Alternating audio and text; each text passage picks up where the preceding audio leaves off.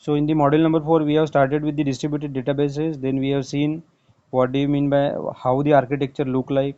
Then we have seen some features of the distributed databases, some advantages. Then we have seen what do you mean by the homogeneous architecture and the heterogeneous architecture. These are the two architectures, their difference we have seen. Then we have talked about what do you mean by the client server architecture and peer-to-peer architecture. In client server architecture there are two types, right?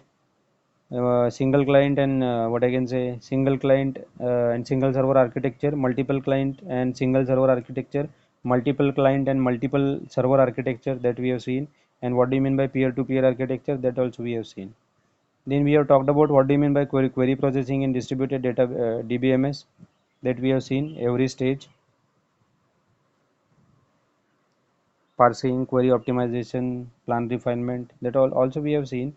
And the one example we have seen the of the simple join processing, right? In simple join processing, what happens, because we need to transfer the data from one side to another, so there will be a cost required. Then we have talked about the distributed transaction. In distributed transaction there are two types, local transaction and global transaction, so that we have seen. There will be requiring transaction manager and transaction coordinators, that we have seen. Here in this example, if we require a transaction manager to send the data item which is required for the other sites, so exchange of this data item we have seen.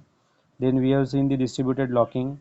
So there we are having two types of locking mechanism. The first one is nothing but the single locking, second one is nothing but the distributed locking, right?